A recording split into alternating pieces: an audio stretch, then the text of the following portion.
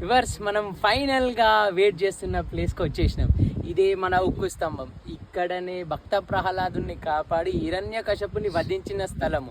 ఈ స్తంభాన్ని ఇక్కడ చూసుకున్నట్టయితే ఇది డౌన్ ప్లేస్ అనమాట. ఇది పైన ఉండే అయితే హిరణ్యకశపుడు ఇందులో ఉంటాడని నరసింహస్వామి అని ఆ స్తంభాన్ని కొట్టినప్పుడు నరసింహస్వామి చీల్చుకొని వచ్చిన ప్లేస్ ఇదే.